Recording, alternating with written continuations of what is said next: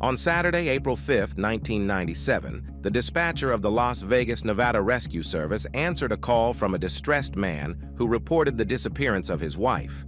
The man, identified as Mark Hollinger, explained that his wife's name was Ginger Rios. They had been married for only 5 months and had just moved into a new house.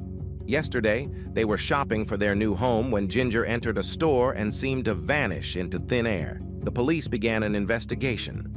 Detectives had never heard of a person disappearing so mysteriously, even in a city with its share of sins.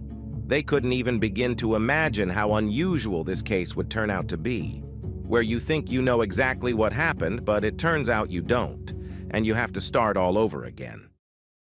20-year-old Ginger Rios lived and worked in Las Vegas. Her parents, George and Denise, adored their daughters, Ginger and her younger sister, Daniela. The girls grew up surrounded by attention and care. Since childhood, Ginger dreamt of performing on stage, and she was fortunate to be born in Las Vegas because by the age of 20, she became a member of a successful group that performed in casino hotels. She also met a man named Mark Hollinger, who was 14 years older than her. Mark treated Ginger exceptionally well. He supported her in everything, and soon the young couple decided to legalize their relationship. In November 1996, when Ginger was only 20 and Mark was 34, they tied the knot. Some considered their union unusual because Ginger was a cheerful extrovert, while Mark was a quiet introvert. But they complemented each other perfectly and were already planning how to build their family nest. In the spring of 1997, Ginger found an amazing house available for rent with an option to buy. The house had a spacious basement, and Ginger could already imagine turning it into a dance studio. She liked the house so much that she dreamed of eventually purchasing it. However, to realize this dream, she and Mark needed a positive credit history. They needed a clear plan for how they would manage their finances, and for this purpose, Ginger wanted to buy books with relevant recommendations. In the city, a shop was gaining popularity that sold exactly the kind of books Ginger was looking for. It had a quirky name, Spy Shop. It was like a candy store for adults. In addition to books, its shelves held lockpicks, hidden surveillance cameras, police badges, car alarms, glasses that transmitted images, and even tools for removing store security tags from clothing. It was conveniently located in the city center. And so, on Friday, April 4th, literally the day after the young couple had moved into their new home, they went shopping, including for books. Around 4 o'clock in the afternoon, Mark parked directly in front of the entrance. Ginger told her husband to wait in the car, and she took her wallet, which had some cash and her identification, and went inside. Mark expected her to come out very quickly, but he managed to finish his cigarette, and she still hadn't appeared. Thinking she might be waiting in line, he waited a little longer and then decided to check on his wife. The shop was small enough that he immediately realized Ginger was not there. He asked the man and woman behind the counter if they had seen Ginger and described her, of course. They replied that she had just come in, bought 2 books, and left. They added that she couldn't have gone far. Mark was surprised, but decided to look around in other stores, thinking maybe she needed to buy something else. He went into each one and asked if anyone had seen a slender brunette, but no one had seen her. His amazement knew no bounds. The car was parked right in front of the entrance. She couldn't have just slipped past it. Ginger had simply disappeared in broad daylight. Not knowing what else to do, Mark went to his wife's parents. Ginger's father, George, immediately thought that if there were surveillance cameras in any store, it would certainly be in the spy shop. They might be able to see at least which direction she went after leaving the store, since this shop not only stood out for its unique items, but also closed earlier. Compared to other places in Vegas, Mark and George hurried back in the hope that the storekeeper hadn't left yet. Unfortunately, the shop was closed, but Mark managed to identify the man and the woman getting into a van with a baby. They approached and explained the situation. The man introduced himself as John Flowers and claimed ownership of the shop. He explained that he and his wife were already planning to leave before the weekend, so they had closed the doors and activated the alarm. To avoid traffic, they needed to hurry. He would be happy to show them any video on Monday. Mark and George were extremely frustrated, but didn't want to cause a traffic jam for a family with a small child. The men returned home, deciding that if the young woman didn't show up by evening or night, they would contact the police in the morning. As soon as the sun rose, Mark called 911. Detective Jeff Rosgen was assigned to the case, and of course, he began the investigation by trying to learn more about the girl's life before her disappearance. Her life appeared very happy. Her parents and sister genuinely loved her. She had gotten married just 5 months ago, had recently moved into a new home, and her career was on the rise. It seemed like there was no reason for her to run away, or was there? Could there be something no one knew about? What if in the shop, she didn't buy financial books but something else that helped her disappear?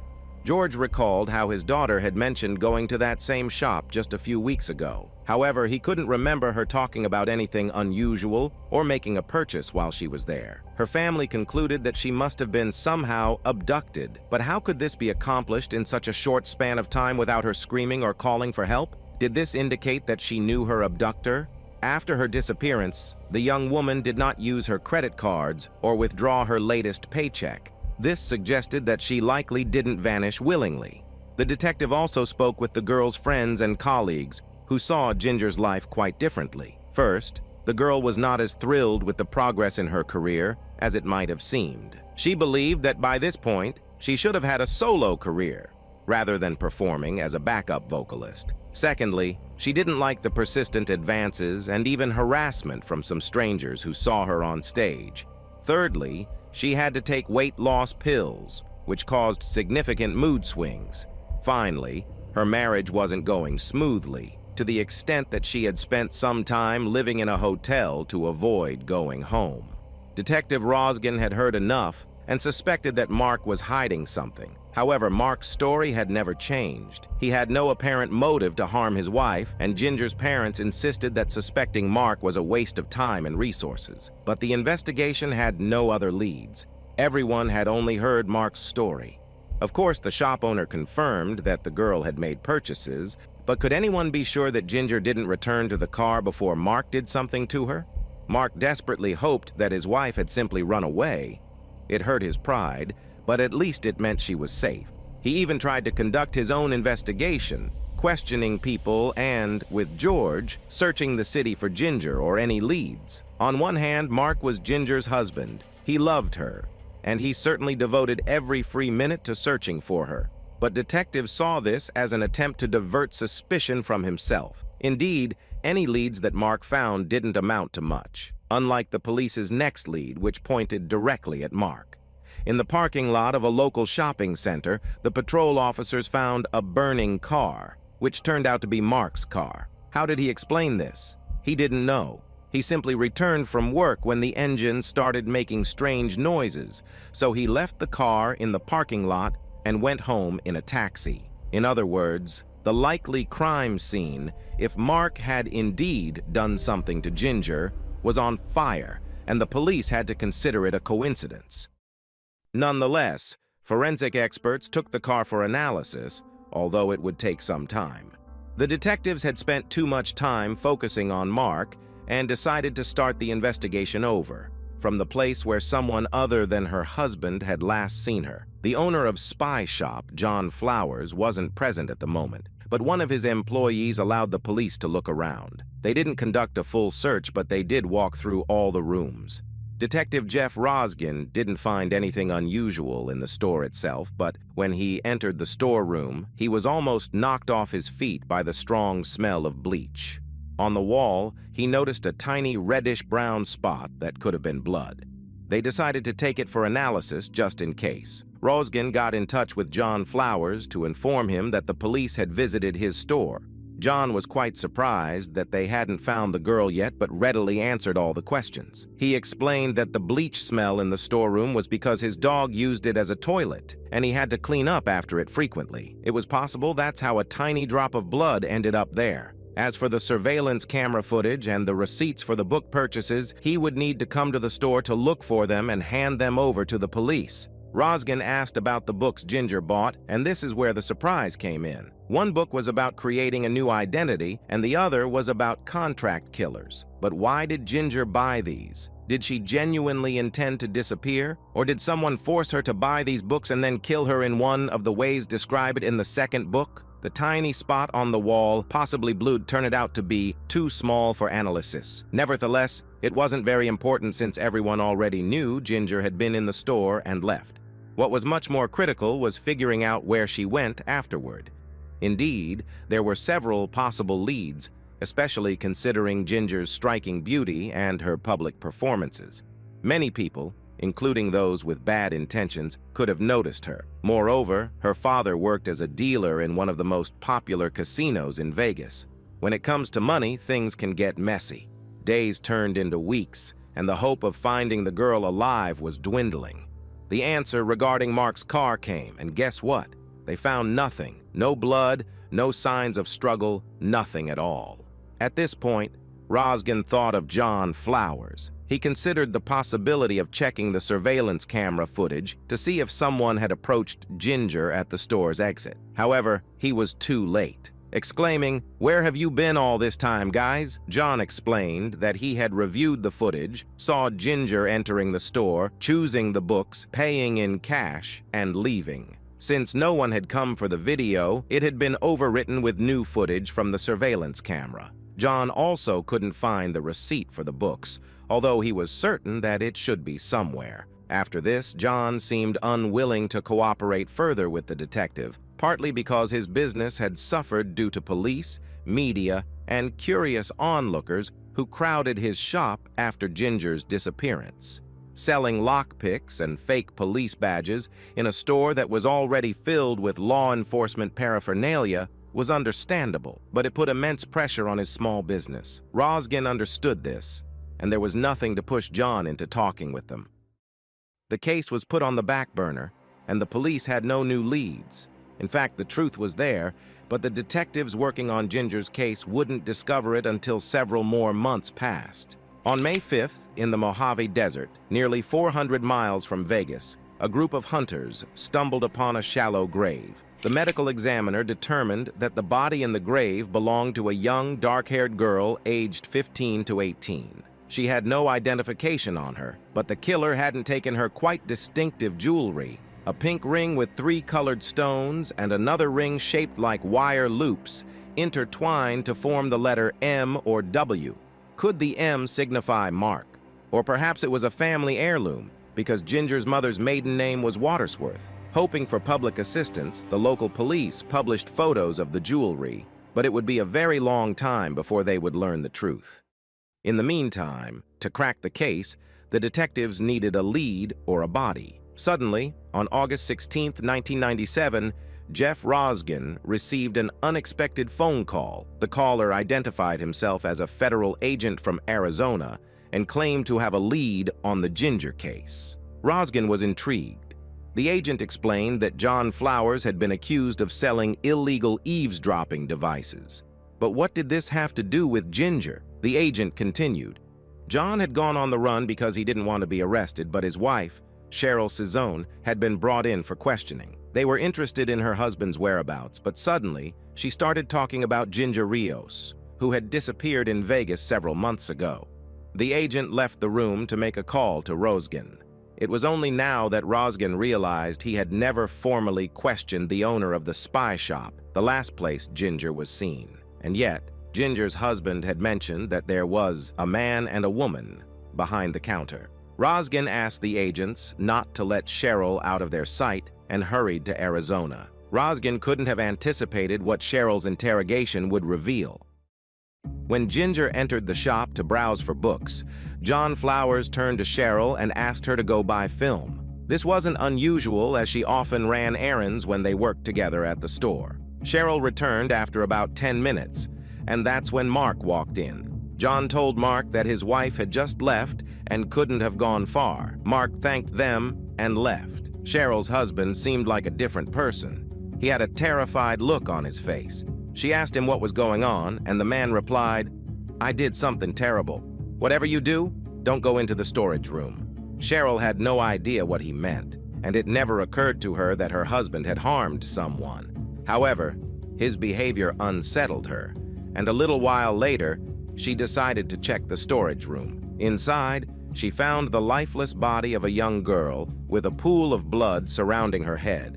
The carpet was also soaked in blood. The girl had been brutally beaten. It was the same girl who had entered the shop before John had sent Cheryl to get film. Cheryl felt disgusted, but her disgust quickly turned into fear when she realized John was right behind her. She hadn't even turned around when he grabbed her by the neck and ordered her never to speak about what had happened there, or something bad would happen to her as well as their child. Cheryl obeyed his command, but now that John was on the run, she decided to tell the truth. The detective wanted to know how John explained the situation to Cheryl.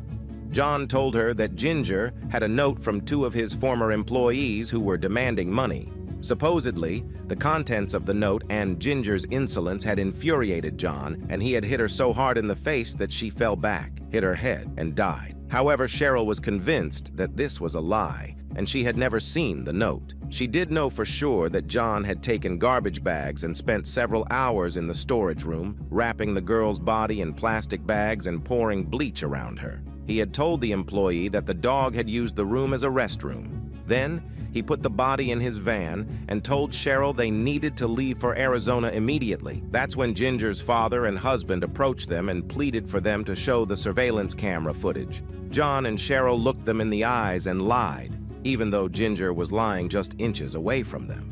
But that's not all.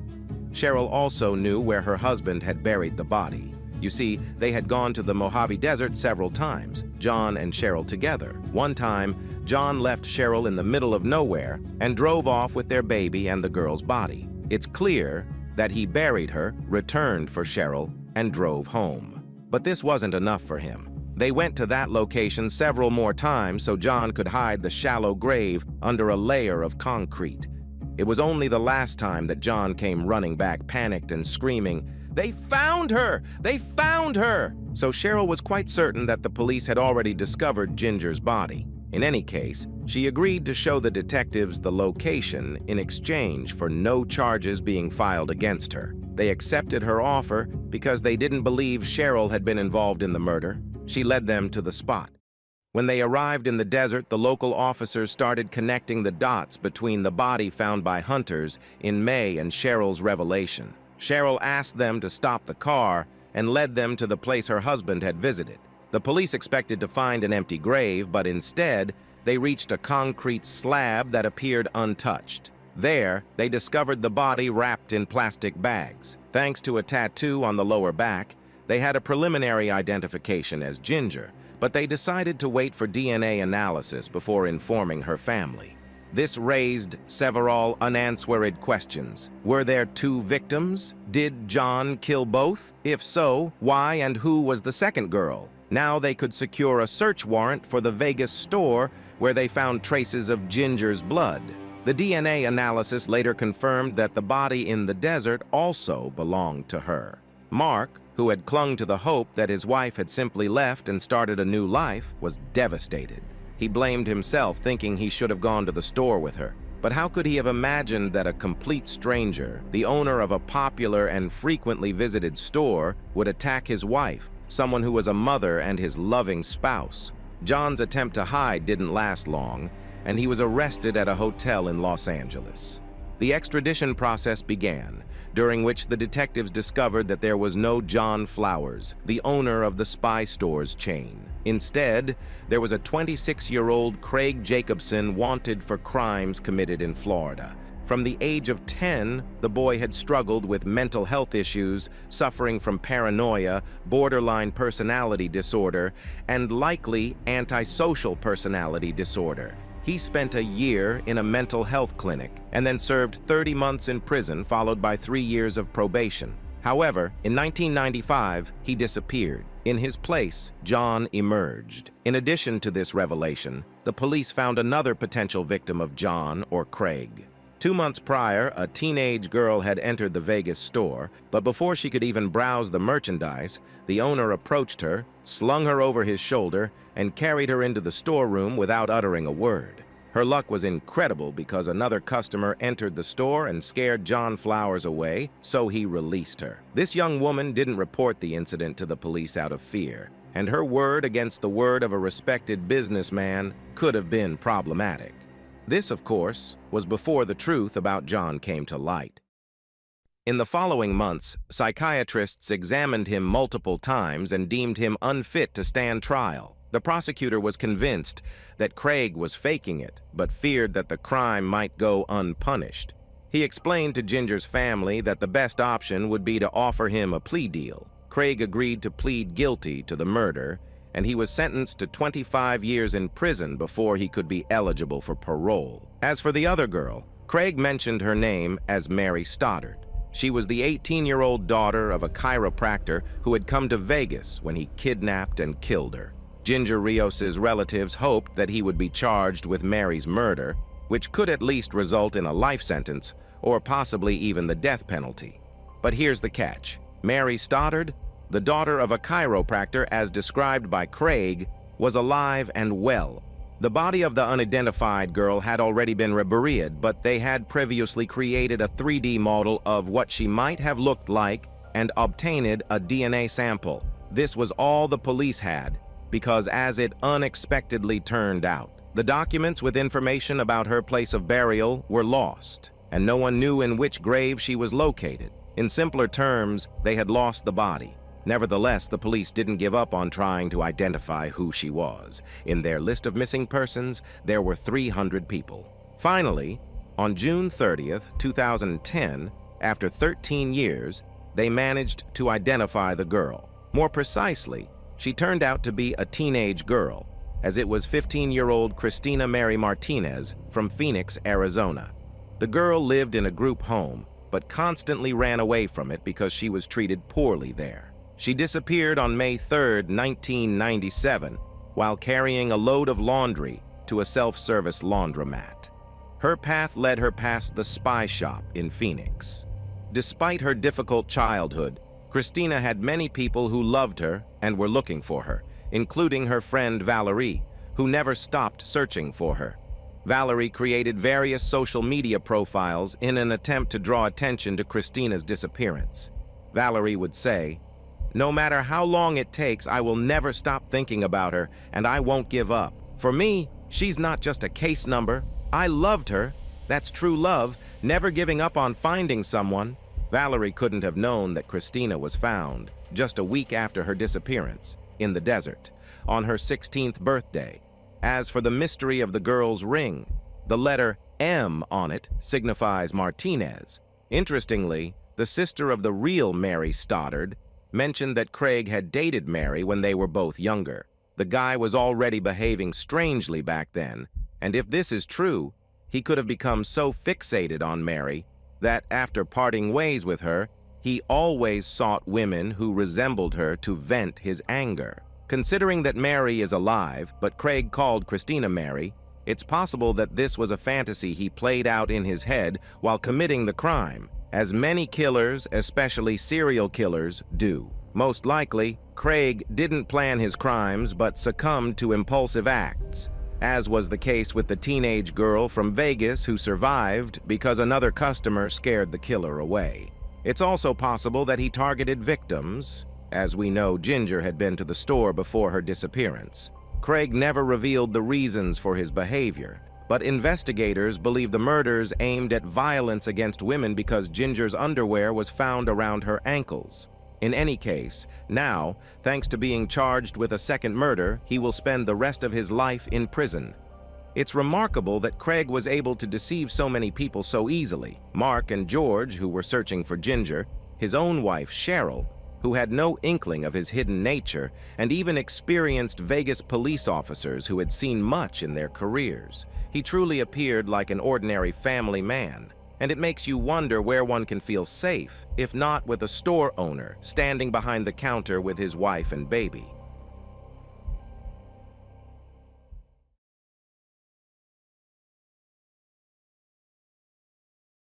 The morning of December 26, 2014, started for the employees of the DoubleTree Hotel in Portland, Oregon, just like any other day. In the midst of the holiday season, at a conveniently located hotel across from a large shopping center, it was hard to find an available room. Guests were coming and going. It was during this time that someone from the staff found the body of a young woman on the staircase. She was dressed inappropriately for the season, had no identification on her, and at first glance, it seemed like she might have accidentally fallen down the stairs, but only at first glance.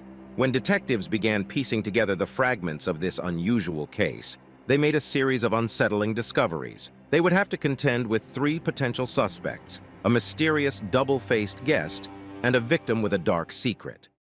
24-year-old Ashley Benson always seemed like a very happy person.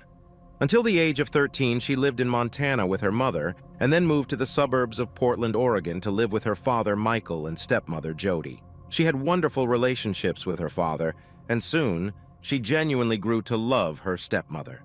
The move was a significant change in the girl's life, but it turned out to be beneficial for her. In Portland, she blossomed. She spent a lot of time with her family, loved outdoor activities, and made many friends at school. Friends adored her for her easygoing nature, infectious laughter, and kindness. One of her friends recalls that Ashley was one of those people who would give you the shirt off her back. But at the age of 17, her life took a sharp turn. She gave birth to a son, whom they named after the child's father, Marlon, her boyfriend of 2 years. Despite their young age, Ashley and Marlon tried to raise the child together. At first, everything seemed fine, but in 2008, after finishing school, they moved in together. And when the young family was left to fend for themselves, things became difficult. Ashley had always wanted to pursue higher education, but had to give up on her dream so they could support themselves financially.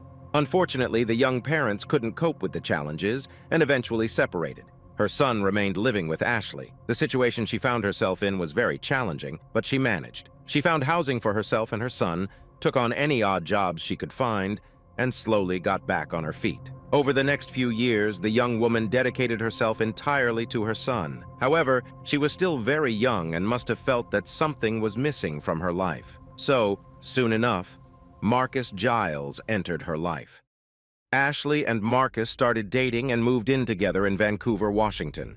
While Ashley's family was initially glad to hear about the new man in her life, they began to notice changes in her. She, who had always been very open, preferred not to delve into the details of her new relationship. So only deeply concerning rumors reached her family. Marcus did everything to keep Ashley away from her family and friends, not allowing her to use their car, even though Ashley was the one paying for it, all the bills, and the apartment rent. In other words, the man was living off her money while dictating what she should do. Of course, Ashley's father and stepmother tried to bring up this issue during their rare meetings with their daughter, but there was little they could do as she was of legal age. In reality, things were much worse, and Ashley's parents found out about it in September 2013 when the terrified girl called her father. Through tears, she cried to Michael that Marcus had attacked her. She was locked in the bathroom and couldn't get out. Michael called Marcus and threatened him with physical harm if he didn't release his daughter. Immediately after the conversation with the young man, he contacted the police and rushed to Vancouver. When Michael arrived, Ashley and her son had already managed to escape from the apartment through the window. But now it became clear to him that his daughter was experiencing relationship violence. She had scratches on her face, a bruise under her eye, and a split lip. Ashley agreed to temporarily move out of the apartment, but soon everything returned to its place, and she continued living with Marcus. Her family tried to convince her to at least take a break from him, and sometimes it seemed like she was ready to do that. But months passed, and nothing changed. By that time, the decisions made by Ashley began to worry Marlon's father. He went to court regarding custody of the child, and the judge ruled in his favor. At the same time, Ashley's family was concerned that there was something in their daughter's life that they didn't know about. Unfortunately, their intuition was not wrong. Christmas of 2014 arrived. Ashley's son spent time with Marlon and his family, while the young woman herself came to give gifts to her relatives. She was brought by Marcus, but he sat in the car and didn't even enter the girl's parents' house. It seemed that Ashley was in high spirits, but she couldn't stay for long. Explaining that they planned to watch a movie with Marcus and maybe a few friends and have a quiet evening, she left. The rest of Ashley's family spent the rest of the holiday as usual. They couldn't even imagine that they had a reason to worry about the girl until the next morning, when Marcus called them.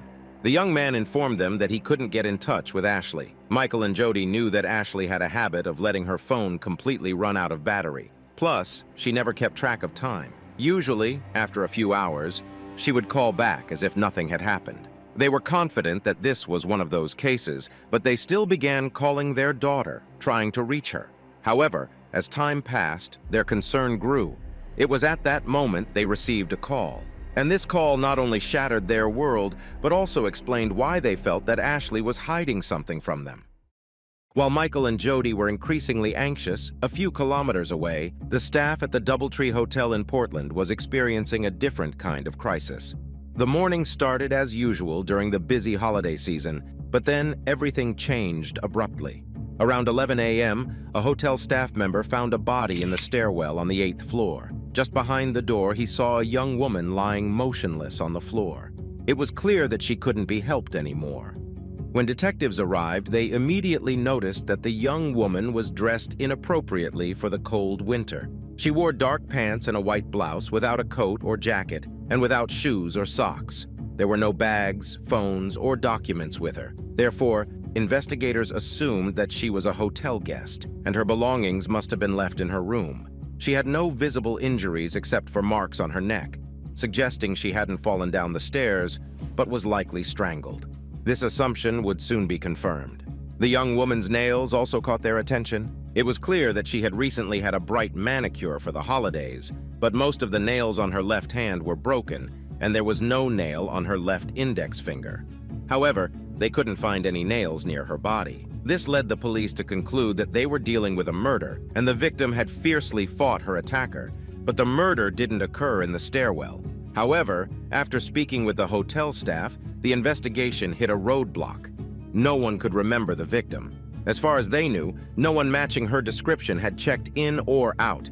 They also learned that a new surveillance system was being installed in the building, and the cameras weren't operational yet. This meant that the police had to rely on old-fashioned methods without the aid of video footage. With no other options, the officers started going room to room, knocking on doors and talking to guests. It was a time-consuming and challenging task, given that the hotel was nearly full on the holiday, and there were 10 floors to cover. They started with the rooms closest to the 8th floor, believing that the murderer likely wanted to move the body as little as possible to avoid drawing attention from potential witnesses. Most guests used the elevator, but someone from the staff could have used the stairs. Fortunately, the officers didn't have to go through all the hotel rooms. The front desk staff recalled that a woman had been calling them all morning, inquiring about her friend. She knew that her friend was staying in room 715 with a man named Chris.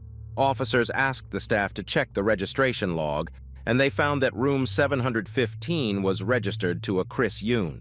Chris Yoon had reserved the room for December 26th, but he had arrived a day earlier and asked if he could check in sooner, which was accommodated. He had paid in cash and left before the body was discovered, simply leaving the keys at the front desk without formally checking out.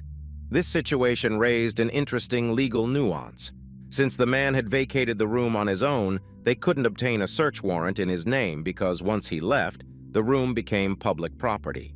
Fortunately, the hotel chose to cooperate fully with the police and allowed them to inspect the room. The room appeared relatively clean, with only 2 socks and a pizza box in the trash. However, while crime scene investigators were taking photographs, they made a chilling discovery: a piece of acrylic nail that matched the one found on the unidentified victim. Now, investigators were confident they were heading in the right direction. With heightened suspicions, the police turned their attention to Chris Yoon and discovered that he lived in a multi-apartment building in Bellevue, Washington. At the same time, officers discovered whether any calls had been made from room 715 and found another lead. Calls had been made from the room based on an advertisement posted on the Backpage website.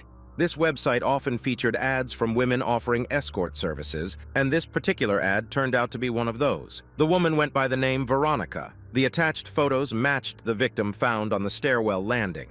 Her real name was unlikely to be Veronica, but she wouldn't remain an unidentified victim for long. The floor-by-floor search had paid off entirely. Near an ice cream vending machine, officers found a purse, and in it were documents with a photo of the victim and the name Ashley Renee Benson. Detectives delivered the news to Ashley's family. They were utterly devastated. They had to confront not only their daughter's death, but also the fact that she had led a double life. The family had been concerned about her relationship with Marcus, but it turned out that there were far more difficulties in her life. They couldn't understand why she hadn't come to them with her problems. Given that her secret nightlife came as a surprise to them, they couldn't provide any information about how she ended up at the hotel. As far as they knew, she was planning to watch a movie with Marcus. However, they advised the detectives to speak with Marlon and Marcus. Marlon was quickly ruled out as a suspect. Since Ashley was killed on Christmas Day, Marlon had spent the day with his family and could prove it. He was aware that Ashley had been providing escort services. This was precisely why he had been fighting for custody of their son, and the judge had ruled in his favor. She believed that if Ashley couldn't make informed decisions for herself, she wouldn't be able to do so for her young son either. The judge also recognized that Ashley was a very intelligent, pleasant, and loving mother, and tried to reach out to her, explaining that such a lifestyle often led to negative consequences. It was like talking to a brick wall. On the other hand, it was understandable why the family's suspicions turned to Marcus. He had mistreated Ashley, and they suspected he controlled various aspects of her life. Investigators learned that Marcus had prior run-ins with the police, including assault charges. His alibi wasn't as solid as Marlon's. According to his statement, after dropping Ashley off at the hotel, he spent some time at home playing video games. And of course, no one could verify this. But before the detectives could fully digest this new information, they received yet another lead. And this one was simply incredible. They got a call from the hotel. Chris Yoon had just checked in again. When the detectives arrived at the hotel, the man was just leaving his room. They detained him. He couldn't understand what was happening but agreed to go to the police station. However, as they began to question him, the detectives quickly realized that something wasn't right.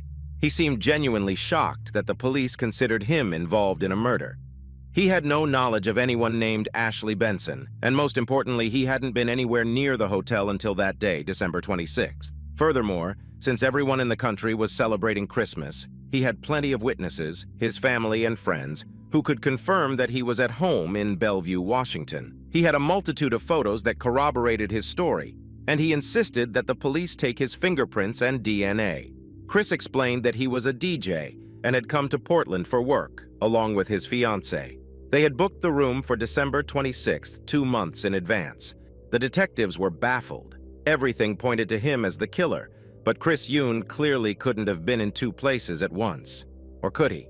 The detectives were beginning to realize that they would have to release their main suspect when suddenly one of them had an epiphany. He asked the man if he happened to know someone by the same name by sheer coincidence. Chris quickly replied no, but then he paused. In fact, in the same apartment complex in Bellevue, there was another Chris Yoon. The 2 men weren't related.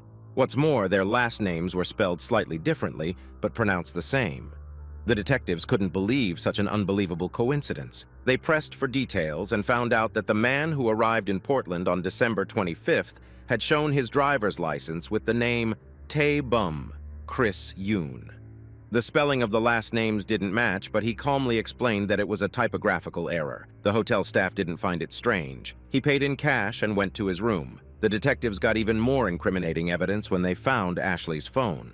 The phone pinged, indicating that it was still somewhere near the hotel. The police combed the area and found it in a trash bin about 1.5 blocks from the hotel. In it, they discovered a multitude of messages sent by Chris to Ashley. The messages revealed that Chris had been a regular client of Ashley's for several months, and he had called and messaged her dozens of times on Christmas Day alone. However, tensions had been mounting between them before her death. Part of it was about money, and part of it was because Chris had become increasingly possessive of her, pressuring her to leave her current lifestyle and become his girlfriend. Each time Chris met with Ashley, he showered her with thousands of dollars, gifts, and extravagant restaurant visits. In return, he demanded that she have no other men in her life. Shortly before her murder, Chris sent her an email in which he wrote, "I will clarify everything before you read my message. I am determined to compensate you for all the time you spent on me. Before you cast me as guilty, I want you to know that you broke our agreement. You posted a new ad, and though I forgave you, I found other ads." From this email, it was clear that Ashley had promised Chris that she wouldn't post escort ads anymore, but Chris had discovered that she had deceived him. Now, the investigators were convinced that they had not only found the person responsible for Ashley's murder, but also understood his motive. They suspected that on the night of the murder, Chris had demanded that Ashley quit escorting for good, but she refused, declaring that she didn't want to see him anymore. In a fit of rage, he strangled her and left her body on the staircase. Everything was falling into place, but there was an obvious problem. Nobody knew where Chris was. He wasn't at his apartment in Bellevue, which he had rented just a month ago, and it was nearly empty of furniture. Chris's parents believed he was attending college and had no idea where their son was. Meanwhile, detectives learned that early on the morning of December 26th, Chris had attempted to check into another hotel. He was sweaty, and his face and neck were covered in numerous scratches. The clerk asked him what had happened, and he replied that he had argued with his family and he needed a place to get away from them. Chris wasn't given a room because he wanted to pay in cash, so he called a taxi and checked into a different Portland hotel. When the police finally obtained a search warrant and tracked Chris's cell phone, they arrived at this hotel too late. He had already left. However, while in the hotel, he had called other women who provided escort services. Now, investigators were worried that if they didn't act quickly, they might have 2 murders on their hands. Studying Chris's life, the detectives knew he often traveled on Amtrak trains, shuttling between Washington and Oregon. This turned out to be one of the final missing pieces that would allow them to capture him. Around 2 weeks after Ashley's murder, on January 7, 2015, investigators learned that Chris had checked into another hotel in the Portland area and had purchased a ticket to travel to Washington on the same day. Police split into 2 teams, with one heading to the hotel and the other to the Portland Union Station. As they approached the hotel, the detectives saw Chris Yun exit the building and get into a taxi. They rushed inside and asked the clerk if he knew the taxi driver and if he had the driver's phone number. The clerk called the driver and discreetly asked where they were headed. The police couldn't believe it when they discovered that Chris Yun was returning to the scene of the crime. While sitting in the car, they speculated about his intentions. Some murderers liked to return to the scene of their crimes to relive the emotions they felt during the act. However, it was more likely that he simply wanted to retrieve Ashley's purse, which the officers had already found, because Chris quickly entered and exited the hotel without incident. He got back into the taxi and headed straight for the train station, where he was surrounded by officers. The first thing he said to them was, "How did you find me?" During the interrogation, Chris behaved quite calmly, politely, and even modestly. He admitted that he had always found it difficult to communicate with women. He met Ashley several months ago when he called her in response to an ad. Chris did want her to be his girlfriend, but he denied being obsessed with her. He described their encounter on December 25th and admitted that they had argued about money. However, as soon as the detectives began to ask questions about the murder, he clammed up and demanded a lawyer. But what was particularly interesting was that Chris talked about Marcus. According to Chris Yun, Marcus was not Ashley's boyfriend at all. He not only knew about her escort work, but he was behind it all, controlling her both emotionally and physically, and forcing her into this activity. While it might seem like an attempt on Chris Yun's part to shift responsibility onto someone else, by this point, he was not the only one making such statements to the police. Some of Ashley's friends who knew about her work were aware of Marcus's involvement in it as well. Clearly, Ashley became a victim of human trafficking. People like Marcus are often referred to as Romeo pimps. They pretend to be boyfriends, but in reality, they manipulate vulnerable girls, often young single mothers, making them fall in love and then exploiting them, forcing them to earn money for them. Although such allegations are challenging to prove, Ashley herself admitted during a custody hearing a few months before her death that the money she earned went towards covering all the expenses for both her and Marcus, including rent and a car, the very car she was not allowed to drive. Initially, Marcus denied any involvement in Ashley's work, but gradually, he changed his statements, eventually admitting who Chris Yun was and revealing that he had driven Ashley to the hotel on the night of her murder. However, despite all of the above, there was no evidence to suggest that Marcus was directly involved in the murder. Only he treated Ashley as his property, unfortunately, much like Chris Yun, spending thousands of dollars on her, sometimes even giving her more than $5,000 at a time. Chris believed he had the right to dictate what Ashley should do. According to the detectives, when he arrived at the hotel that night, even if he wasn't firmly intent on killing her, he didn't rule out that possibility. Therefore, according to the police's theory, he He either hacked into the other Chris Yoon's email or somehow learned that the other Chris Yoon was coming to Portland and decided to use his booked room number, possibly even framing him, a namesake, for the murder. During the search of his apartment and his phone, the police found evidence that he was involved in the illegal drug trade. This explained where he got the thousands of dollars he often gave to Ashley, despite having no job, while his parents believed he was a student. Although he initially insisted on his innocence and stated that he would contest the charges against him, he later agreed to a plea deal. In 2017, Tae Bom Yoon, or as he preferred to call himself, Chris Yoon, pleaded guilty to involuntary manslaughter in the first degree and was sentenced to 18 years in prison. It is clear that he was not charged with any drug-related offenses, but the exact reasons for this are not entirely clear. It's possible that these were conditions of his plea deal. Charges of human trafficking against Marcus Giles were not proven in court. The Benson family filed a lawsuit against the owners of the hotel and the website where Ashley's advertisements were posted. Ashley's relatives claimed that these companies failed to conduct their business in a way that would prevent human trafficking, which ultimately led to Ashley's death. The Department of Justice subsequently closed the Backpage website, citing its facilitation and promotion of human trafficking. Unfortunately, the police discovered that whatever was happening in Ashley's life could have been going on for years. 4 years before her death, she was dating another guy, Latrell Poston, who was later charged with human trafficking. Latrell was 21 years old when he was sentenced to nearly 25 years in prison. Detectives revealed that he treated his victims as his property, much like Marcus did. Latrell also claimed to be Ashley's boyfriend, and even after his arrest, Ashley continued to send him profits from her work, although not always willingly. For example, according to court records, on August 11, 2011, Latrell called Ashley and asked where she was. She replied that she was doing a manicure at a salon. He then started shouting, if she doesn't put money into his prison account, he will beat her mother. How could she be so close to the prison and not bring the money? What did she feel? Ashley's father, Michael Benson, wondered, what did they say to her to make her do all these things or keep quiet about it? After their daughter's murder, Michael and Jody often received calls from other young women trapped in human trafficking. These women were looking for answers to their own questions. These girls feel like there is no way out, and at some point they will also be killed, Jody says. I tell them, I know you were threatened, but our daughter didn't turn to us for help, and look where it got her. It's one of those cases that leaves a dual feeling for a number of reasons. On one hand, it was a great example of coordinated and skilled police work.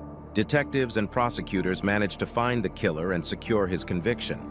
On the other hand, it's disheartening that despite having a loving family that genuinely cared for Ashley, worried about her, and wished the best for her, most of the men in her life treated her as something to exploit for their own purposes.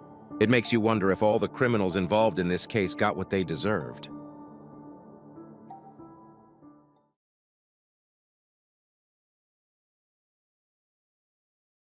Even before dawn on a chilly September morning in 1994, 18-year-old Bonnie Craig left home with a backpack on her back. 3 times a week, the University of Alaska student would wake up very early to make sure she wouldn't miss her first class. She took pride in never being late for her studies, but on this day, Bonnie never showed up for her classes.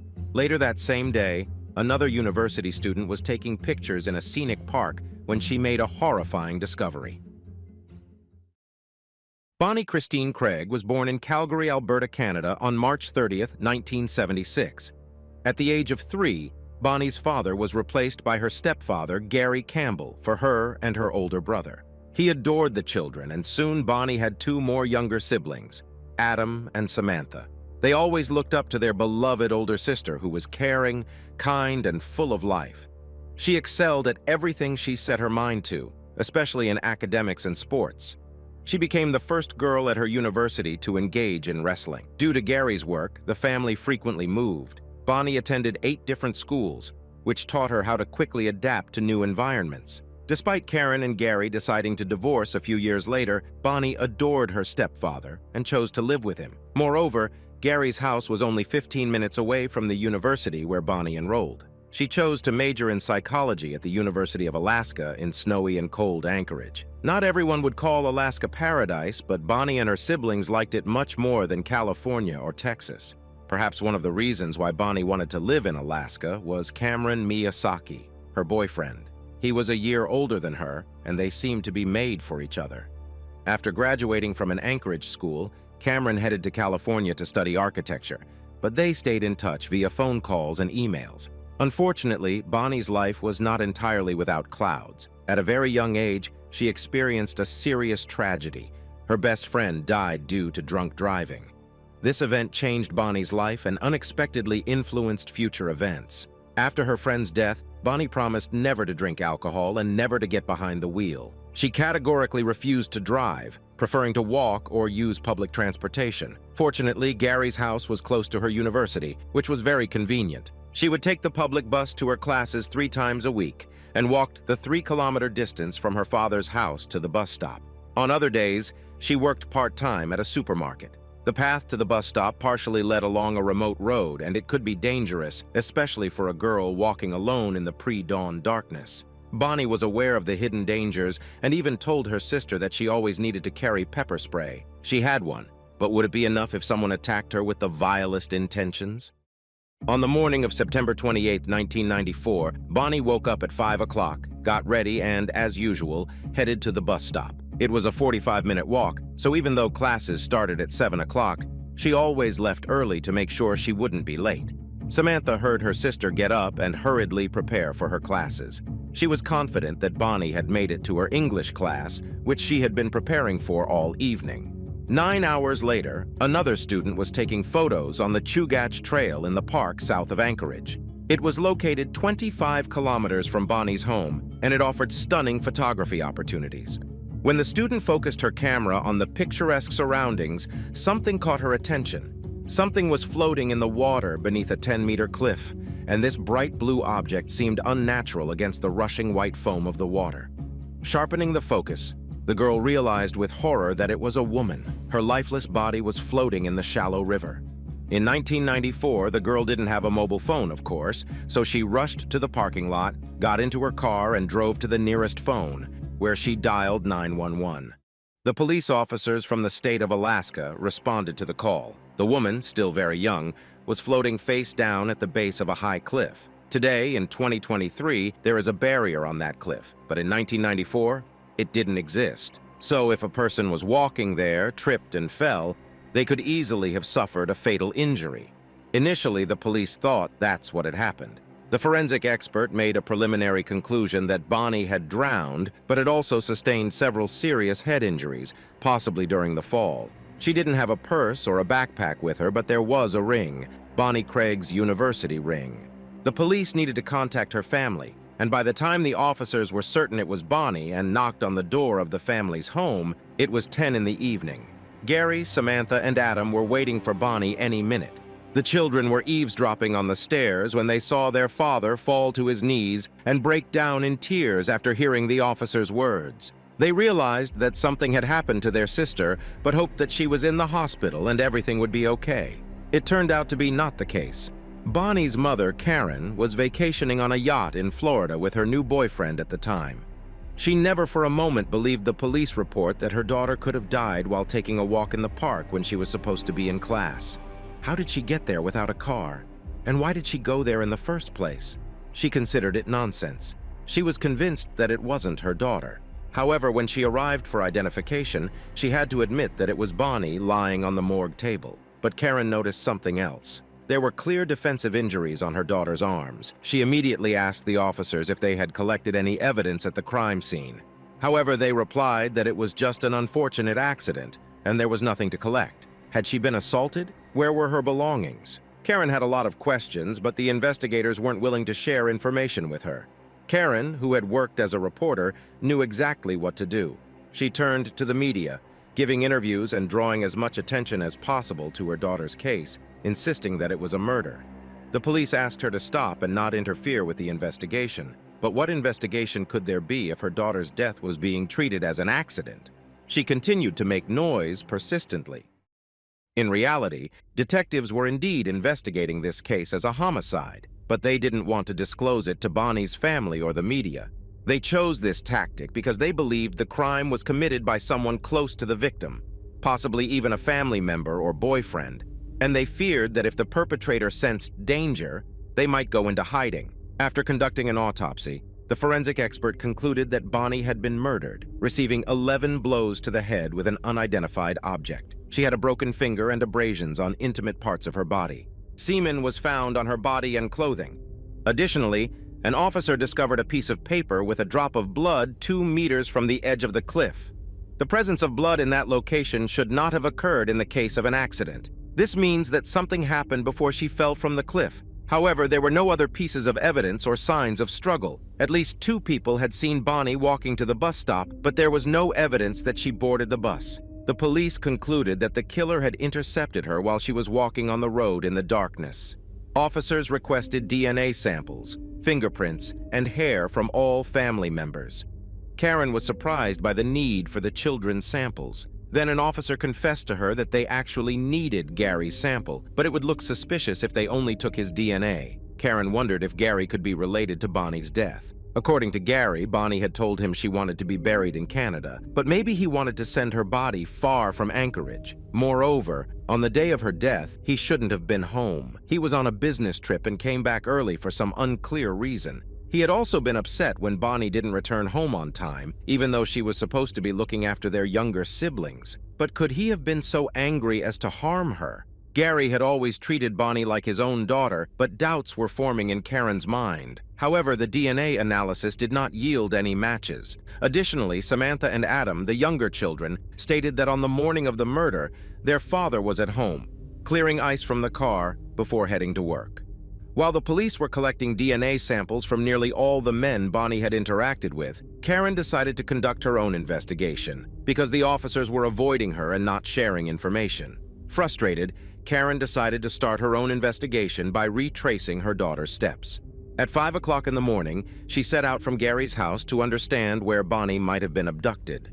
The first part of the journey seemed relatively safe, with houses and streetlights on both sides of the road, and she could walk on the larger sidewalks without getting too close to the road. However, soon the houses and sidewalks disappeared, and Karen found herself walking on a road surrounded by dense woods. Here, Karen encountered a moose. Meeting a moose in Alaska is quite common, but when these animals defend their territory, they can behave quite aggressively. Karen didn't know what to do and hid behind a street lamp. The moose eventually left, but then trouble arose again. 2 people stopped to help Karen, a truck driver and a police officer. This gave Karen food for thought. Of course, Bonnie would never have gotten into a stranger's car. But if she had been attacked by a wild animal, she might have accepted an offer of a ride in desperation. On the other hand, it would have been risky for the killer because the road was patrolled by police officers. Karen was amazed at how dangerous the path was that her daughter had taken in the dark several times a week. But she understood that Bonnie had never complained to her because she didn't want her mother to worry and forbid her to live with her stepfather, as Alaska had become her home.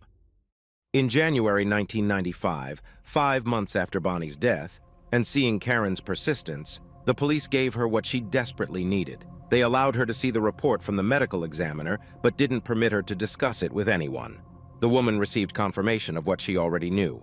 Her daughter had been sexually assaulted and then killed. Now the police were looking for a DNA match.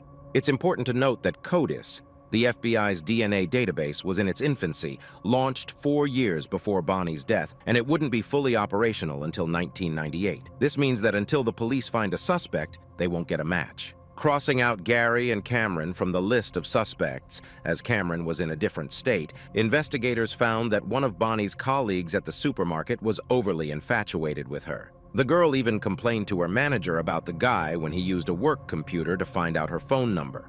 He didn't stop calling her despite all her requests to stop. Another colleague missed a work meeting that was scheduled around the same time Bonnie was killed. 2 guys provided DNA samples, and it turned out to be a false lead. At the same time, Karen unexpectedly discovered that she might have a connection to her daughter's murder. It turns out that for the past 3 years, she had been working as a reserve officer in the Anchorage Police Department. Reserve officers are called upon when the police need additional assistance. Karen was used for undercover operations, posing as a buyer of illegal substances to catch dealers. The police did everything possible to hide her identity during operations, ensuring that no one saw her face or heard her voice. However, after the arrest of 7 associates of a local criminal organization, a fellow police officer secretly shared his thoughts with her. He was convinced that after Karen participated in the arrest, the gang leader targeted her family. The informant explained that Bonnie might have been killed as a message to the Anchorage Police Department to leave them alone. Perhaps the criminals wanted to eliminate her because she had once lived at that address, and her daughter could easily be mistaken for her, especially in the darkness. Of course, Karen immediately reported this to the detective working on Bonnie's case, but she didn't like the response she received.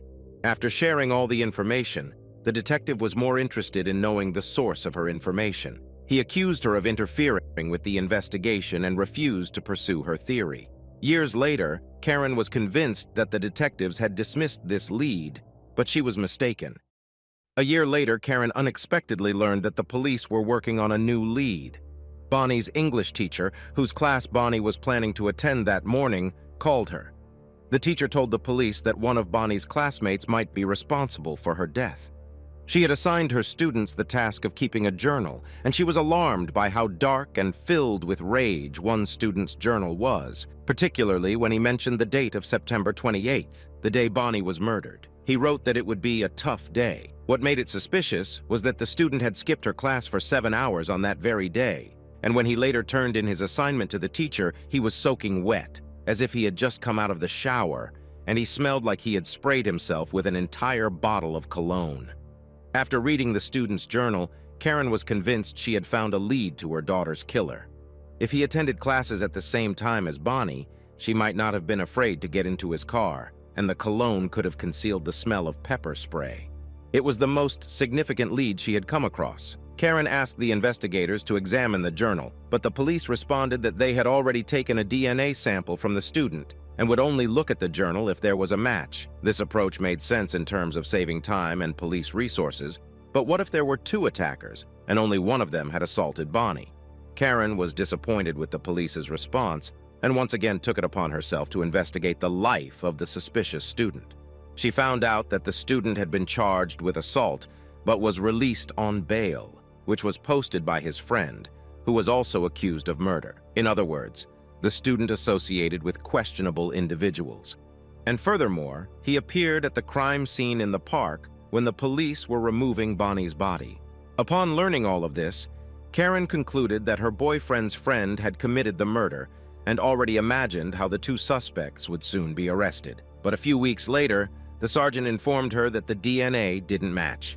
Karen's disappointment knew no bounds, and she still had no doubt that somehow one of her boyfriend's associates was connected to her daughter's murder. The investigation had come full circle. Detectives were hoping to find a breakthrough in Bonnie's daily schedule.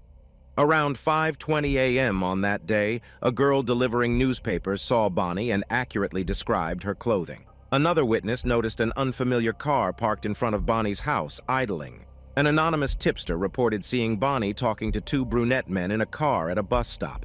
But the most intriguing testimonies came from a retired surgeon who regularly jogged in the mornings. He saw a girl matching Bonnie's description at 10 a.m., walking with 2 guys and another girl. The man provided a detailed description of Bonnie's clothing: a blue denim jacket, a white scarf, white or khaki jeans, and white sneakers. He couldn't remember the color of her shirt, but remembered her because of his medical knowledge. Bonnie had an epicanthic fold, a fold of skin on the upper eyelid, often referred to as Mongolian fold. He saw Bonnie on the street and later recognized her in a newspaper photo. The police investigated all these leads, but the investigation did not move forward. 3 years into the case, a significant lead emerged, primarily related to DNA. The new suspect was the driver of the same bus that Bonnie was supposed to take. Several women and girls accused the driver of harassment. Before this, he worked as a substitute teacher in Pennsylvania, from where he was dismissed due to inappropriate comments towards female students. Shortly after Bonnie's murder, the man moved to California, but the most crucial aspect was the potential DNA match. The man's lawyer immediately demanded another test using more advanced technology, and it turned out to be another false lead. Semen found on Bonnie's body belonged to a different man. Furthermore, the driver had an alibi. Why did the DNA samples initially match? Because the initial DNA comparison was done using 12 markers. Over time, technology became more sophisticated, providing much more accurate information. It had been 12 years since that morning when Bonnie left home and never returned. The investigation was handled by a team working on old, unsolved cases when they were informed about a DNA match. The police immediately informed Karen, who greeted the news with skepticism. She quickly asked if the analysis could be trusted this time. When they told her they were 100% sure this time, a whirlwind of questions raced through her mind. Who was the new suspect? Did he work with her daughter, go to school with her, or know her classmate? But the answer stunned her because it was something she couldn't even imagine. He wasn't one of those already questioned by the officers. The suspect had come into the sight of the Alaska police solely thanks to the DNA CODIS database. He had long left the state and was currently serving time in a prison in New Hampshire. The suspect's name was Kenneth Dionne, and in 1994 he was 25 years old, which made him 7 years older than Bonnie. He was arrested in New Hampshire in connection with a robbery in 2003, but his DNA sample was only added to the database in 2006. Investigators immediately flew to New Hampshire. During Kenneth's interrogation, he remained relaxed and answered questions as if he were old friends with the officers. He didn't ask why detectives from Alaska had flown all the way to talk to him. Kenneth shared that he was deeply involved in Eastern martial arts and had ranked 10th in a World Wrestling Championship. He loved using nunchucks and sayes, which he always kept in his car. The detective gradually steered the conversation toward what interested him most, and Kenneth revealed that in 1994 he was married and had just welcomed a daughter. He confessed that his family had been the best thing in his life, but everything spiraled out of control when he started using drugs. Although he managed to quit briefly and enlist in the military when he served in Anchorage, he was discharged from the Army due to drug-related issues. The detective casually inquired whether he kept up with the news while living in Alaska and whether he remembered a girl named Bonnie. Kenneth noticeably tensed up, but her name and photo didn't trigger any memories. After all, where could a grown, married man and drug user have met a diligent 18-year-old freshman, he wondered. Where indeed? That was what the detectives had to find out. Kenneth finally realized where the investigators were heading and demanded a lawyer. Meanwhile, the police continued digging. It turned out that Kenneth had been released on parole 2 months before Bonnie's murder and was rearrested 2 months after it for violating the conditions of his parole. In total, the young man had been accused of crimes 18 times, 8 of which were serious offenses. According to his former girlfriend, Kenneth boasted that he could kill someone and get away with it. Supposedly, he had killed someone in Alaska and couldn't go back there. The prosecutor wasn't sure if there was enough evidence for a conviction, so they offered Kenneth a plea deal of 75 years in prison, which he refused. In 2007, he was charged with first- and second-degree murder and assault on Bonnie.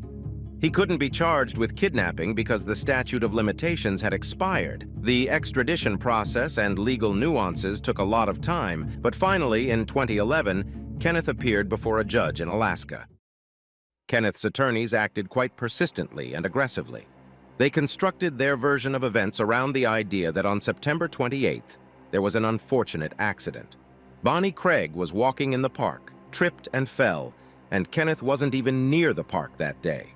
As indirect evidence, they cited the words of a newspaper girl and other witnesses, none of whom claimed to have seen a red-haired man or his black Ford Tempo. Moreover, they argued that if he had struck the girl 11 times in the head, there should have been a significant amount of blood at the scene. As for the DNA found on the girl's body, her clothing and jeans, Kenneth recalled that he did, in fact, know Bonnie, and they had consensual intimate relations before the day of the incident. In essence, the defense tried to paint a picture where Bonnie had a double life and was involved with other men behind her boyfriend Cameron's back, but this theory appeared to be far-fetched. The defense's version failed to explain how the girl made her way to the park without a car, where she left her backpack, and why she didn't shower or change clothes for several days, especially when Kenneth's semen was found on her clothing and jeans. On the other hand, the prosecutor faced a challenging task. He had only DNA evidence and nothing else to link Kenneth to the murder. There were no witnesses, no apparent motive, and no murder weapon. Even establishing that a murder had occurred proved to be a complex endeavor. The forensic expert stated that the girl had been struck 11 times in the head, and the injuries from the blows were consistent with being hit by an object, which could not have resulted from a fall from a cliff. There was also a drop of blood found on a leaf at the cliff's edge, indicating that something occurred up there. Remarkably, the family wasn't even aware of this piece of evidence. They only discovered it 16 years later. As for why only a drop of blood was found at the crime scene, according to the prosecutor's theory, the attack on Bonnie began in the car. Presumably, she tried to resist using her self-defense skills, but the man with a black belt in Eastern martial arts overpowered her. He brought her to the park, assaulted her, and she managed to escape, either by jumping or falling into the water. Kenneth then followed her into the water and used nunchucks or a sickle to attack her until she perished. The jury believed the prosecution's version and found Kenneth guilty on all charges. He was sentenced to 124 years in prison and could potentially be eligible for parole at the age of 80. It was only during the trial, when Karen saw the video of the officers meticulously investigating the area near the cliff on their knees, working in the water meter by meter, that she realized they had taken the investigation seriously from the very beginning and did not consider the incident to be an accident. For all those years, she had wrongly blamed them for inaction, even though they had never ceased the investigation. Furthermore, Karen recognized the crucial role that DNA played in this case and began actively advocating for states to collect DNA samples from all individuals incarcerated or arrested for serious crimes. Initially, only 6 states supported this idea. Karen presented her arguments to the then governor of Alaska, and within 12 days, they were able to draft and pass the corresponding law. Today, all states collect DNA samples from individuals accused of serious crimes.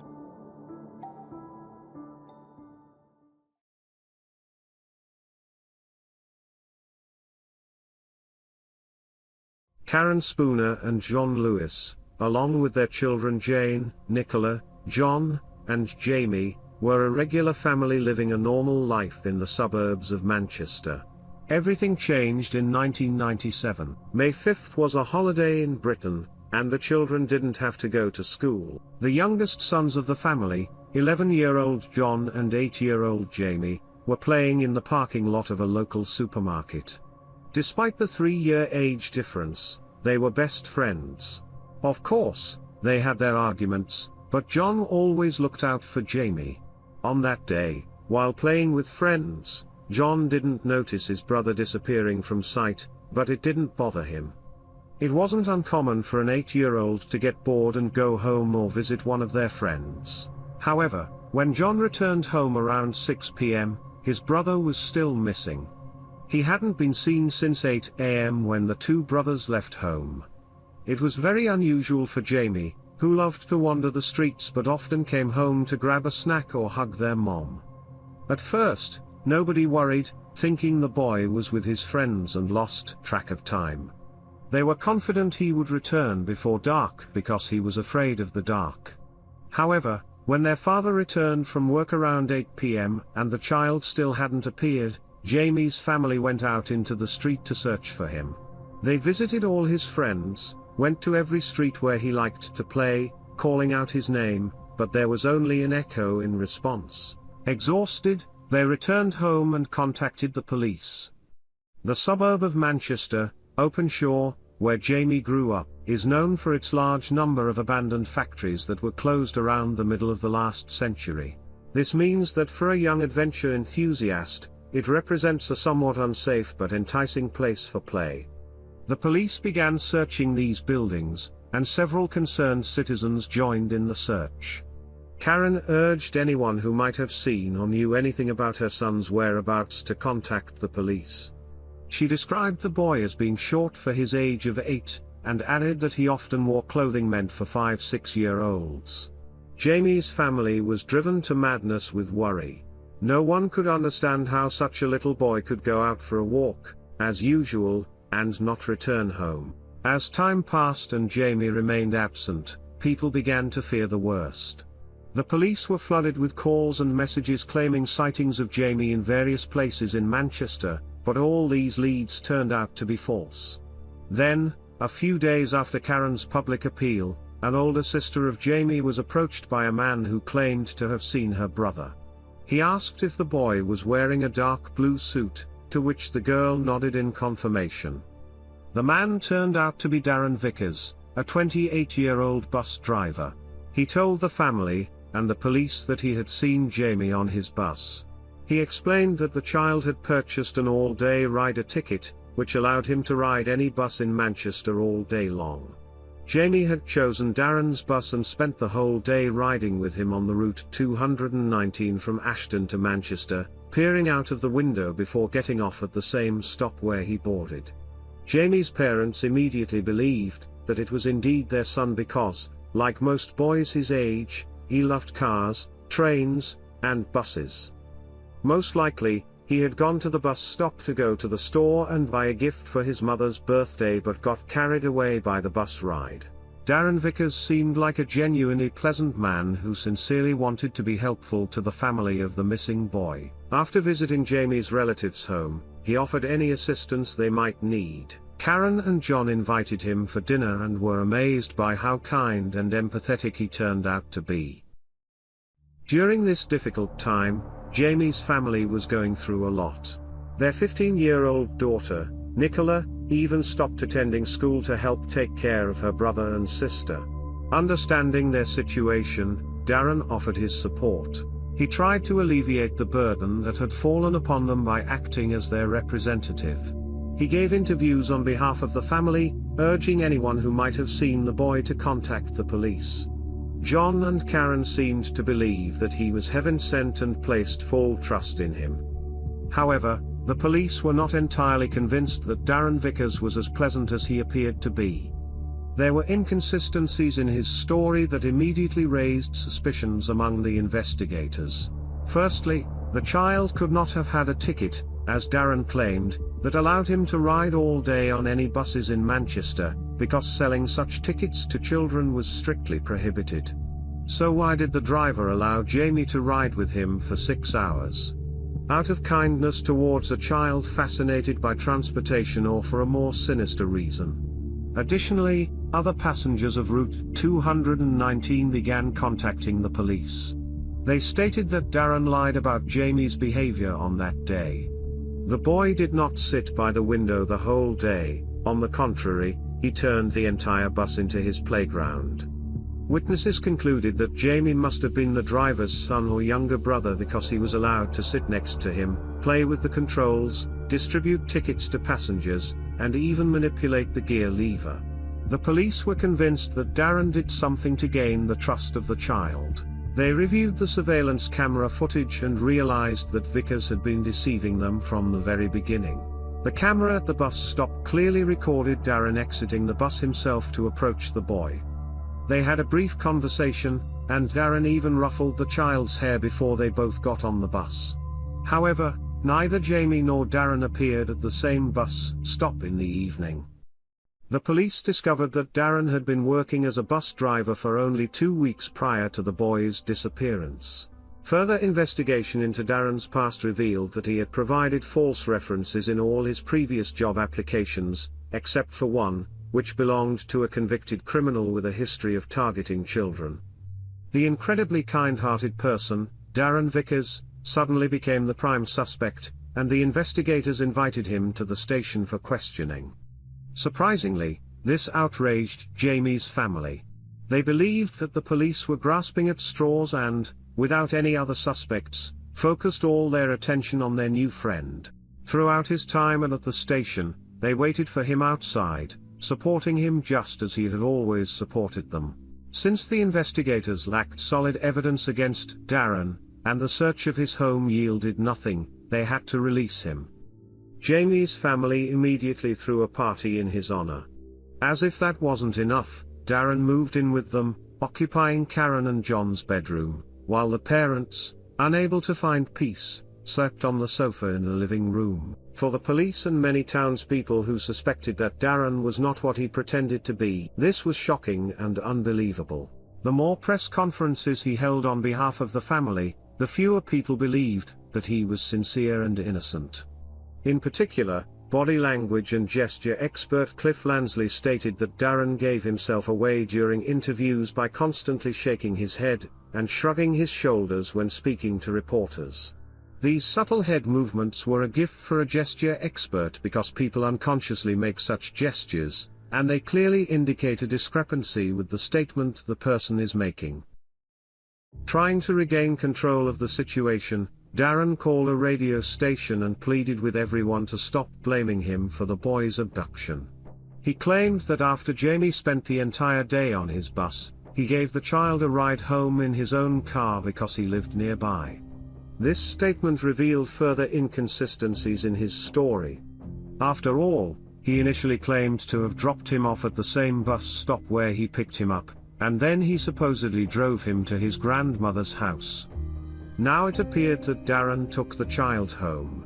Although everyone saw through his lies, the Lewis family was blinded by the false devotion of the man and his intention to bring their son back home alive. He spent all his time with them, visiting places where they might have seen the boy and sometimes even leading the search efforts. His strange behavior became such a cause for concern that one of the officers even said that the family trusted him more than the police, which greatly complicated their work. Darren probably thought it was clever on his part to manipulate the victim's family into supporting him, considering that the police are obligated to keep the relatives informed during the investigation. But when the enemy within the family and the police were aware of this, it was not wise to be as transparent with the family as he wanted to appear to the investigators. The police needed to separate them. Fortunately, Darren had committed traffic violations, and the police took advantage of this to imprison him for 10 weeks in September.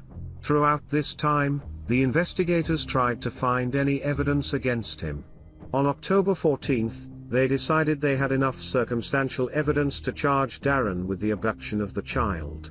However, they still couldn't accuse him of murder, although they had no doubt that Jamie was no longer alive. Fortunately, Darren's constant appearances on television turned against him.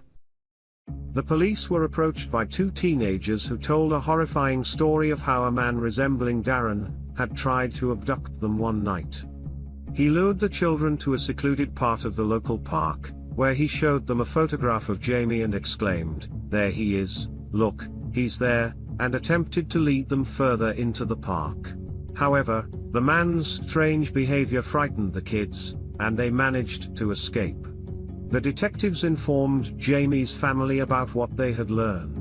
Their astonishment grew when they heard a similar story from Jamie's brother, John. Throughout this time, John blamed himself for his younger brother's disappearance. Darren noticed this and started giving John more attention, showering him with gifts and constantly encouraging him. However, a few days after Darren moved into the family's home, he took John to the park, gave him a cigarette, and declared that his little brother was in that park. But if John said a word to anyone, he himself would end up there, and no one would ever see him or Jamie again. Frightened and shocked by such a confession, John promised to keep silent and kept his word. Interestingly, the older sister of the boys also admitted that she was initially unsettled by Darren's treatment of John. He clearly formed an attachment to him, buying him various items, including expensive shoes and a bicycle, while completely ignoring the older girls. However, like the rest of the family, she quickly believed that the man was sent to help them in difficult times. Having learned from the teenagers where Darren had attempted to lure them, the police and forensic experts began to search the indicated area. During the search, the police discovered children's sports pants and a jacket that matched Jamie's clothing. When they brought the wet clothing to the laboratory for examination and laid it out on the table to dry, they found a part of a jawbone. Experts who studied the bone reported that, firstly, it was a human bone, and secondly, it belonged to a child aged 7 to 9 years. Subsequent DNA testing confirmed that it was Jamie Lewis's jawbone. Eventually, Jamie's torso was discovered in a remote part of the park near the Reddish Vale golf course, close to Stockport. However, a significant portion of the remains was never found. Based on the difficult-to-access location where Jamie was discovered, the investigators concluded that he was still alive when the killer brought him there. Vickers was charged and awaiting trial in prison when he told his cellmate a different story. He claimed that Jamie had fallen and hit his head on a handrail in the bus, resulting in a fatal blow. In a panic, the bus driver put him in the trunk and drove him to the woods. However, The prosecutor was convinced that this story did not match what actually happened, despite the decomposition of the body making it difficult to determine the cause of death precisely. As the trial began, the anguish for Jamie's family continued. Not only were they forced to hear what the killer had done to their son, but they also became the targets of his vile accusations. Darren alleged that Jamie was killed by his father, John, and that he had a close relationship with Karen, claiming she was expecting his child. The defense attorney even presented photographs as evidence, showing Darren and Karen holding hands. Poor Karen had to undergo a DNA test to prove that Darren was lying and to silence the gossipers who accused her behind her back and drew disgusting graffiti on the walls. After 7 weeks of trial proceedings, the jury found Darren Vickers guilty of abduction and murder. In April 1999, he was sentenced to life imprisonment with a possibility of parole after 25 years. Unexpectedly, just a day after the guilty verdict was delivered, he requested to speak with the lead investigator in the case, to whom he confessed how he had abducted, violated, killed, and dismembered Jamie. The murderer described all the gruesome details of the crime, mentioning how Jamie called for his mom, but it didn't stop him as he strangled him.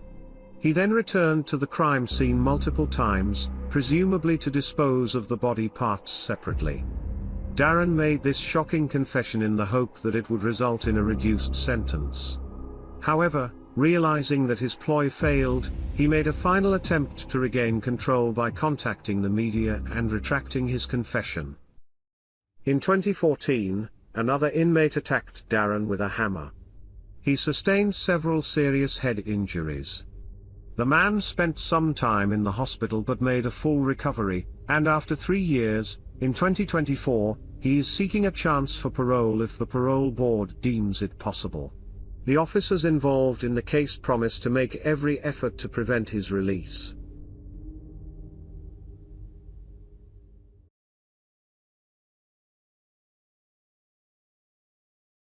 Penny and Carissa Budrow went to the local store for groceries. In the car, Penny and her daughter had an argument, so Penny went to do the shopping by herself. Carissa decided to wait for her in the car. When the woman returned to the car after 15 minutes, Carissa was nowhere to be found. 13 days later, on February 19, 2008, her remains were found on the riverbank, and the clothing indicated that before taking her life, someone might have subjected her to abuse. What happened to 12-year-old Carissa Budrow? Why did she leave the car wearing inadequate clothing for winter, and what monster could be responsible for such a cruel crime? On January 27, 2008, at 8:30 p.m., Penny Budrow called the police to report her daughter's disappearance. She informed the Bridgewater Police in Nova Scotia, Canada, that on that day around 5:30 p.m., she had an argument with Carissa. Penny left the car parked at the store and went inside to do some shopping while Carissa remained in the car. When Penny returned from the store after 15 minutes, Carissa was no longer there. The distraught mother searched the area, trying to find her daughter, and eventually called the police. Extensive search efforts were initiated to find the missing girl. Family members did everything possible to locate Carissa, distributing flyers, creating social media pages, and raising funds for a search campaign. However, the search was hindered by severe snowstorms, particularly affecting the possibility of deploying helicopters. With each passing hour, concerns for Carissa's safety grew. Eventually, the weather cleared, and divers were able to explore the LaHave River. They spent 2 days investigating the riverbed and were confident that Carissa was not there. 2 days after Carissa's disappearance became known, the heartbroken mother appeared before journalists, pleading for her daughter to come back home. She revealed that Carissa was dressed inadequately for the weather, wearing only clothing suitable for milder conditions and Crocs. When asked about the cause of their argument, Penny explained that it was a minor issue. She had taken Carissa to the store to talk with her in the car because she knew her daughter wouldn't slam the door loudly, as she sometimes did at home. Carissa did not want to go inside the store, which was perfectly normal behavior. Penny stated that Carissa was not in the car when she returned, and it seemed like the girl had decided to run away from home after the argument. The Bridgewater police conducted numerous investigations, interviewing classmates, teachers, relatives, and friends of the girl. They also pursued leads that reported sightings of Carissa in Nova Scotia, New Brunswick, and Ontario. On February 1st, for the second time, Carissa's mother pleaded for her safe return home. "I just want to tell you how many people love you and want you to come home," she said tearfully. The woman urged anyone who might know where Carissa was to persuade her to contact her mother and admitted that not knowing her child's whereabouts was incredibly difficult. On February 9th, 2 weeks after Carissa's disappearance, a woman reported that her 9-year-old son had found what appeared to be a frozen person in the snow on the banks of the Lehave River. The autopsy took several days, during which the devastated family anxiously awaited official confirmation that it was Carissa. Unfortunately, the body turned out to be hers. Initially, everyone believed that Carissa might have fallen, slipped, or experienced an unfortunate accident. However, the autopsy revealed that the cause of Carissa's death was asphyxiation. The town was horrified by this shocking discovery, as Bridgewater had not experienced such a terrible crime in nearly 20 years. It was also revealed that Carissa's jeans and underwear were partially pulled down, but the forensic expert did not find any signs of sexual assault in her final hours. As Carissa's body was found on the outskirts of Bridgewater, the Royal Canadian Mounted Police joined the investigation. John Elliott, a former sergeant of the RCMP, explains that they began exploring various possibilities of what could have happened. Initially, 2 individuals were arrested in connection with the crime, but they were quickly released. For 2 months, investigators searched for other potential suspects. They looked into the involvement of any suspicious individuals, including those with criminal records. However, no matter what leads they pursued, they kept circling back to Carissa's parents. There was a suspicion that Penny or Vernon Macumber, Penny's boyfriend, who lived in an apartment together with the mother and daughter, might have been involved. The police simply couldn't find any other viable suspects. There was simply no reason for this young girl to disappear. Many, including Carissa's father, found it strange to believe that she ran away from home. How could she run away dressed so lightly for winter and wearing Crocs on her feet, especially with an approaching snowstorm that would have prevented her from going far? Paul Boudreau stuck to Penny's version of events, but deep down, he knew that something was amiss. He mentioned that upon arriving in Bridgewater, he noticed that Penny was more concerned about Vernon. He seemed to have a bruise or some injury on his leg, and she appeared to be more preoccupied with her boyfriend than with the search for her daughter. This observation shook Paul's confidence in what was happening. The Boudreau family has an unusual story that must be mentioned. Paul and Penny separated when Penny was pregnant with Carissa. After the breakup with Carissa's father, Penny entered a relationship with his brother, Shane. They broke up when Carissa was 10 years old. In December 2007, a month before the crime, Carissa expressed her thoughts on this matter in a series of handwritten notes found in her bedroom by the police. In one note dated December 2nd, Carissa wrote, "I'm angry because Mom is engaged to Vernon. Mom made me move here. Mom broke up with Shane. I need a bigger room. I don't like living with Vernon. The end. My life is ruined." At the end of the letter, she drew a heart and a star. The apartment where Penny, Vernon, and Carissa lived became a valuable source of evidence. Neighbors reported that the couple constantly argued after Carissa's disappearance. According to neighbors, Vernon shouted, "I know you did this, Penny, and why did you drag me into all of this?" These arguments occurred both during the initial investigation by the Bridgewater Police and when the case was taken over by the Royal Canadian Mounted Police. Until that point, the police merely suspected Carissa's mother, but after observing her behavior at Carissa's funeral, where she was the only person who didn't shed a tear, they realized they were on the right track. "Every time I met her, she was very quiet, asked very few questions, especially when she was told that her daughter was found. She never asked what happened to Carissa.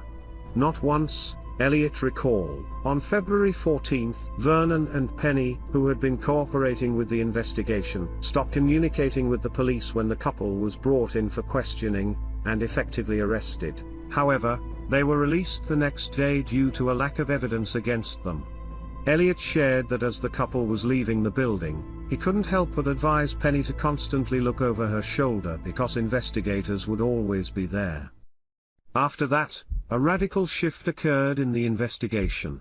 The police, having examined all leads but still not obtaining any concrete evidence, decided to resort to a rather complex and controversial technique called Mr. Big. Sergeant Elliot coordinated the covert operation, which allowed them to obtain a confession to the crime. The Mr. Big procedure is a highly intricate technique of undercover investigation that enables the police to secure confessions from suspects in cases where all other avenues to find evidence have been exhausted and yielded no results. Typically, the police create an entirely fictitious criminal organization. After an extended period of interaction and gaining the suspect's trust, they invite the suspect to join the organization, but to do so, the suspect must disclose information about their own criminal past. The development process usually takes several weeks, during which the suspect gradually begins to trust the undercover agents.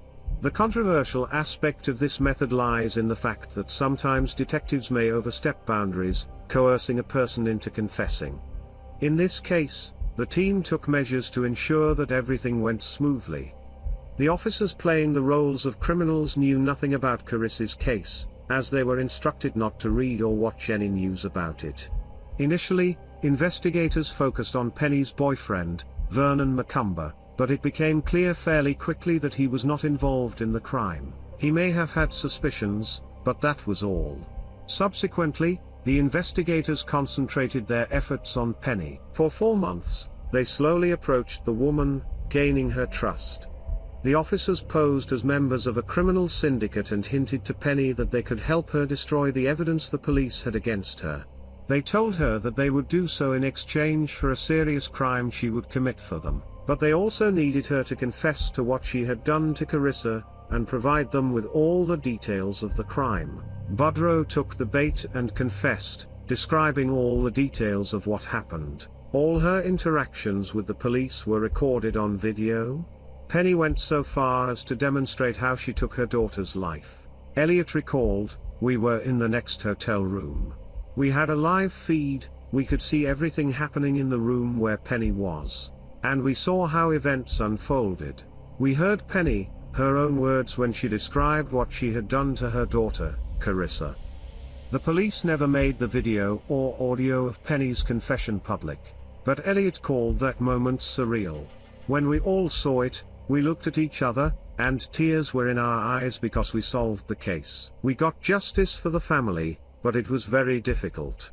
Once Penny was shown a portion of the video recorded in the hotel, she confessed to everything. The veracity of her words was confirmed by her knowledge of details that the police had never disclosed to the media. Additionally, she showed the location of other pieces of evidence related to the case. Here's what actually happened. After leaving the store, Budrow drove her daughter to the nearest road, where she ordered the girl to get out of the car. They argued again, and Penny pushed Carissa to the ground. Earlier, Penny had placed a beige toque in her pocket, which she now used to strangle her daughter, taking the weight of the heinous act on her soul. Penny admitted that her daughter was frightened and her last words were, "Mommy, don't." Then Penny took Carissa back to the car to move her to another location, closer to the riverbank. She adjusted the girl's clothing to give the impression of violence, although no such violence had occurred. Later, she disposed of some of Carissa's clothing and one of her Crocs in a trash bin near a local swimming pool. The other Croc fell off the girl's foot and remained at the first crime scene. Penny realized that due to the impending snowstorm, there would be plenty of snow to conceal her heinous crime. She confessed to having contemplated the murder for several days. Paul Budrow stated that all of this was beyond his comprehension. How could someone go from being a loving mother to committing such a terrible crime in such a short time, when your daughter's last words in her life are, "Mommy, don't"? Paul was not the only one who couldn't understand why the woman decided to do such a thing to the girl, and her explanation shocked even the seasoned law enforcement officers. Penny claimed that her boyfriend Vernon gave her an ultimatum: it was either him or her daughter. She said that she would do anything for Vernon, and the thought of losing her boyfriend was heavier than the thought of losing her daughter. Vernon, on the other hand, denies ever saying anything like that. He explained that Penny and her daughter were constantly arguing, and he simply suggested that something needed to change. He added that Penny and Carissa's relationship didn't seem healthy to him and believed that they needed to seek help from a psychologist. Most tragically, teenage Carissa did not need to live with her mother. During summer vacations, she happily stayed with her biological father, Paul Boudreau, but she asked him if he would mind if she returned to her mother. The girl missed her mom and apparently didn't think there was any danger in going back. Paul recalled, "I thought I was doing the right thing, allowing her to go back to her mother. It's what she wanted." So, even if Vernon did give Penny an ultimatum because Carissa somehow interfered with their relationship, murder was not the only option. It wasn't even the simplest option. On June 13, 2008, the police arrested Penny Boudreau and charged her with first-degree murder. The investigators believe that she acted alone and that no one else participated in the crime.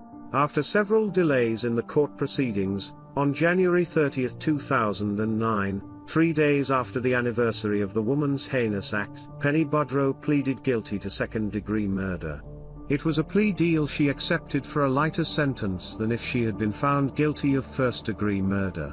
In her statement in court, she continued to insist that she committed the crime because Carissa stood in the way of her relationship with her lover. "I'm sorry," Penny said in a barely audible whisper. Crown Prosecutor Denise Smith stated that Boudreau's actions contradict everything that being a mother implies. The judge told Penny that she could never call herself a mother to Carissa again, and the words "mommy, don't" from her loving and trusting daughter would haunt her for the rest of her life. Penny was sentenced to life in prison with the possibility of parole after 20 years. By that time, she would be 55 years old. Sergeant John Elliott also mentioned that he himself visited Carissa's grave twice. She was an ordinary 12-year-old girl. She wanted to become a veterinarian when she grew up. She loved animals. And I think it's important to remember her so that she doesn't just become a line in Nova Scotia's criminal record. It's important to remember her.